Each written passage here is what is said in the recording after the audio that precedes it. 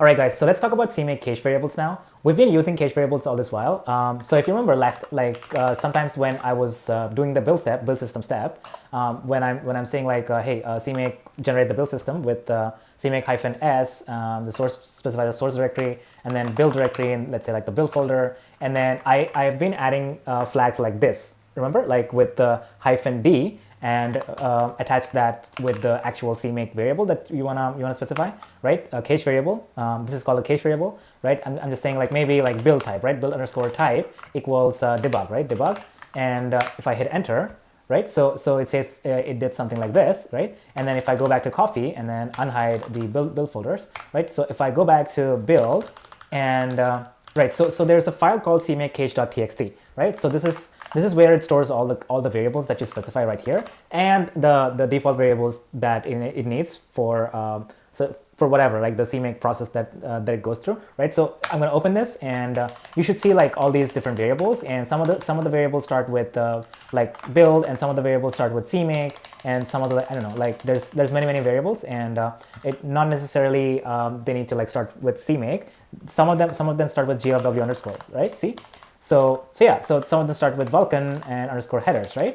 So like all these variables are something called a cache variables, right? All right, so how do you write a cache variable, right? So I'm going to go back to any of the CML files. Like I'm going to go to the coffee root CML file just to show you like what cache variables are, right? So okay, so I'm using a simple variable right here, right? So let's say I'm using like set, the word set, and I'm specifying the variable name, and then I'm giving it a string, and then that's the value of the variable. So that's how you set normal variables, right? So cache variables are also very similar, and in fact we've used them right here, like with the keyword option, right? We've used it with the keyword option, right? Okay, so let's set our own cache variable. Okay. Well, before that, let me show you like how cache variables work. All right, so let's go back, and remember I built it with this cache variable. It's called CMake underscore build type equals debug, and if I hit enter, if I go back and if I go to the actual CMake cache in the build folder, if I go to the CMake cache.txt file, and if I search for this variable and if I search for this variable build underscore type, right? Look at this, like it's like it says debug, right? So basically what it's done, it's like whatever value you specify here, whatever variable you specify here, it's going to store that in this cache txt file. As simple as that. It's just a cache file. They are just cache variables. What they mean is that, like, I'll show you. So if I go back here and if I build it again, right? If I build it again and if I hit enter, like without specifying this variable again, if I hit enter, right, it's still gonna have this value, right? So that's what cache means, right? Right. So they're also known as something like sticky value variables or something, which means that all the values you specified to them, like via these variables, they're gonna stick around, like they're gonna stick, and they're not going to be rewritten until you rewrite them yourself from the command line, right? Like this. So if I write it like this, release, and hit enter, right? If I go back and now it's released, right? And now it's released. If I go back and clear it, and if I run this command again, like build multiple times, like if I run this multiple times, if I go back, it's set to the value which it was set previously, right? With which it was saved previously, right? So that's basically what a cache variable is. So it's just a value that sticks around, right? And how are these useful? Why do you need to use them, right? Okay, so why? Because like if I go back to the okay, let me close this build folder, and let me close this. Let me open this CML file. We're dealing with the coffee CML file. I mean, this is not necessarily specific to engine or game or anything. This is the CMake thing. You can store these kinds of variables and do some things with it. Like for example, glw is asking us to glw is giving us some options right here, right? So okay, so you know what normal variables are, right? So you've seen how to define normal variables and like how to use normal variables, but let's set our own cache variables, right? The way you set cache variables in a CML file is using the word option, right? As you might have guessed, like because we've done this with glw earlier, right? So you can just set an option, and the convention is to name, like start the name with your project's name, like in all caps, right? Coffee, which is the name of my engine, right? So I'm gonna say coffee and say, I don't know, I'm just gonna say print hello. I'm gonna say set it to on, right? I'm gonna set it to on, right? So and then I can use it here. I'm gonna say if coffee. I'm just gonna copy this. Copy. If coffee print hello is on, right? Is on, then I'm just gonna end this, and then message, right? Hello, right? I'm just gonna say hello. So basically, like I'm going to say something different. Coffee says hello, right? So yeah, so I mean, it's pretty self-explanatory because like we're just setting an option, and if this is set to on, it's going to print hello. Right now it's just going to print hello because by the default value is on, but let me change it to off, right? Let me change it to off and go back and build it, right? It's not printing anything, okay? But if I set it from here, right? D coffee, what was it called? Print hello, right? Print hello to on, and if I hit enter, you see what happens? Coffee says hello, right? So you can specify values from here, and you can specify values like this as well. Like you can specify values like this as well. All right, so okay, we've seen this, and like how are they used? Like what's the purpose of using them? I mean, you can already tell how they are useful. Like if you see GLW's project, they have these options, right? They have these options where you can set some things on or off.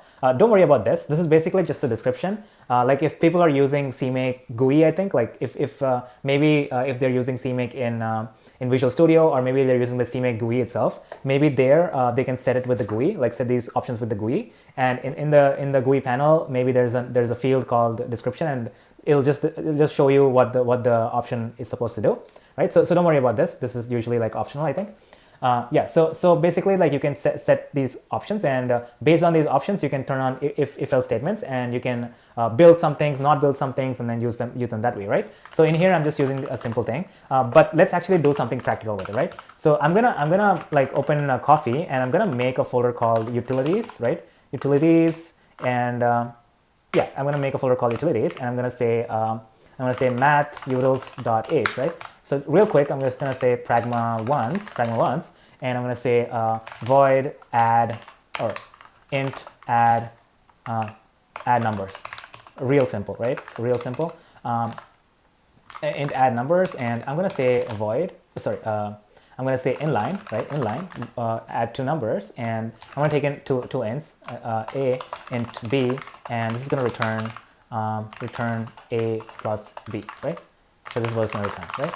And this is just a basic simple util, right? Simple util. And all right, so I'm just gonna save this, and I'm gonna go to the CML, right? I'm gonna go to the CML, right? And I'm quickly gonna add this right here.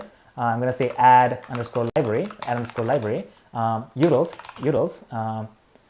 lib. Okay, let me call that utils lib, and I'm gonna make it a static library. And yeah, I'm only gonna build this if it's under a flag, right? So I'm gonna change the name.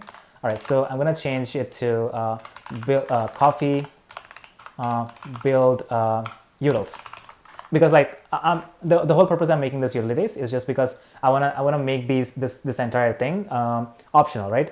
If they don't want to build this, it's fine, they don't have to. So an optional library, yeah. So if they don't want to build this, they can just like turn this flag off. So I'm gonna copy this, and I'm gonna paste it right here, and by default I'm gonna switch it, put it off, right? And I'm gonna name it utils. Actually, you know what? I'm not gonna name it utils lib. I'm just gonna say utils, right? Utils. Right. So we're gonna add libs util, and I'm just gonna add the sources right here, and I'm gonna specify the files right here. Oh, okay. I have to write a CVB file for this, right? Well, I just said inline, so should I really? Okay. Never mind. I'll just write it right here. Okay.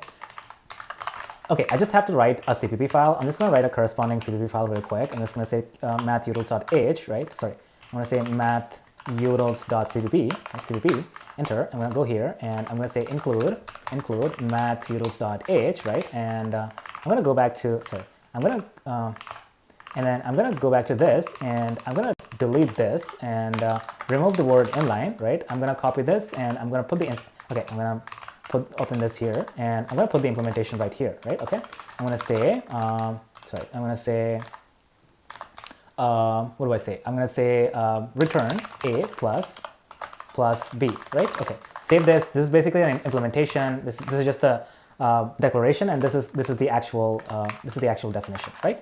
Okay, perfect. I'm going to close this just so I can specify the source, right? That's the whole reason I'm doing.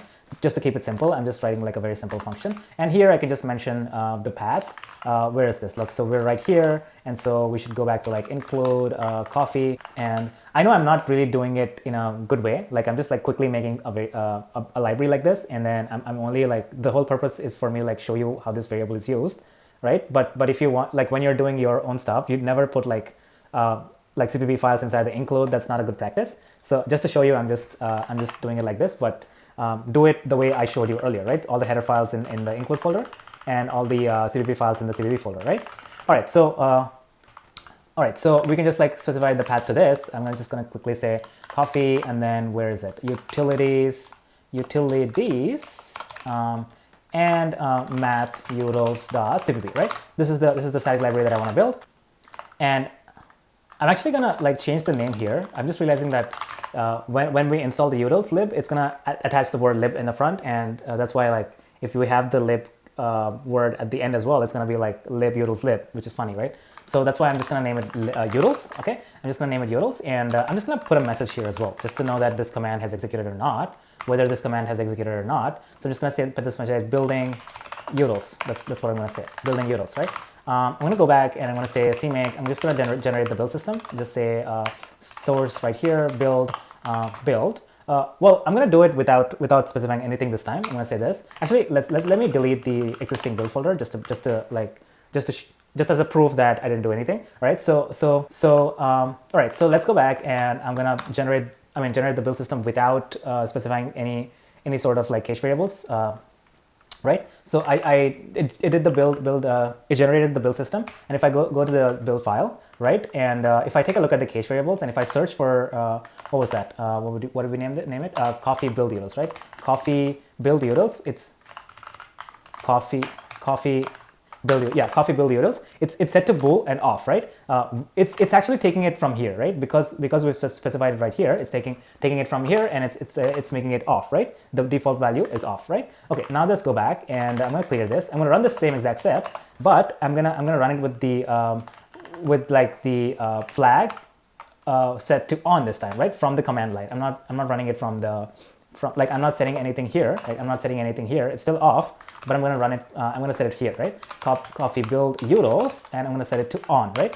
Watch what happens. Like if I set this to on, so what's going to happen is like it doesn't matter what you set here. The command line always takes precedence, right? So whatever you specify from the command line, they always take precedence, meaning that they will always override the value that's in here, right? So no matter what you specify here, it's not going to matter, and this value is still going to be the same value that's set in the that's set from the command line, right? Which is on. So this will be on, right? And this should execute, right? So if I go back here and enter, like take a look at this, so the proof that it's going inside that is validated, and now we got the print, and so it's built the utils as well, right? And now let's go back and I'm gonna clear it and actually build, right? I'm gonna use CMake build. So it's in the beginning, like it just says right away, it's build target utils, right? So that's a good sign. All right, we got everything right here. All right, so let's clear this, and what we're gonna do is we're gonna say CMake install. Let's install all that. I'm gonna say install build. I'm gonna provide a prefix, and I'm gonna go back and provide the same exact folder that I've been providing like every single time. And so if I take a look at the lib, right? Lib core, lib graphics, lib. Oh, we forgot to install classic. Okay, I'm gonna install it right here. I'm just gonna say okay. I'm gonna have to actually install it here because this is something that I need to put under a flag because I'm only choosing it to like build. If it doesn't build, how can it install, right? So I'm gonna put the install step here, and I'm gonna say what is the target called? The target's called utils. Like sorry, install targets utils, and I believe that's it. Yeah, that's it. So it's going to install a static library like that. And should we install the headers? It doesn't matter. Like you can like when you're actually doing something practical, just like use this flag and then actually do the steps where that I showed you previously, like using target sources and like grouping everything nicely into file sets, public file sets, private file sets, and then naming it like appropriately and then exporting that way. But right here, I'm just gonna export. I'm just gonna install the static library and show you just to show you that it works like this, and I'm just going to install it. And yeah, so let's do this again. Let's do this, and let's do this, and let's finally install. Okay, so if we go back, we get the library libutils.a. Perfect. So yeah, so that's how you can just like turn like that's how you can just like put things under a flag, whether to build things, whether to install things. Like you can use these like cache variables like this.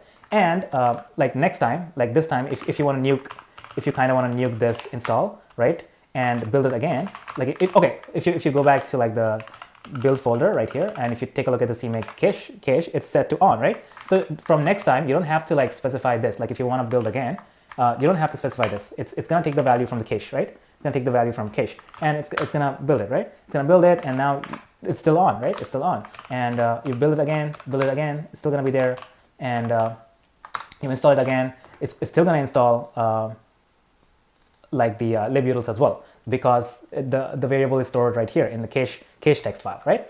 All right, so that's how cache variables work, and that's how they are useful, all right? All right, so now let's take a look at some of the interesting things that we need to do.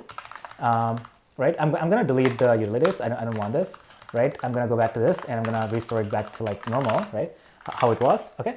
All right, so now we're going to talk about something called CMake presets. It basically means that all the variables that you want to specify, you can just save them in something called a preset file. So I'm going to go back to this, and I'm going to go back to like the CMake website, and I'm going to go back to the getting started section, and click on CMake tutorial, and I'm going to go to this section where they talk about CMake presets.json.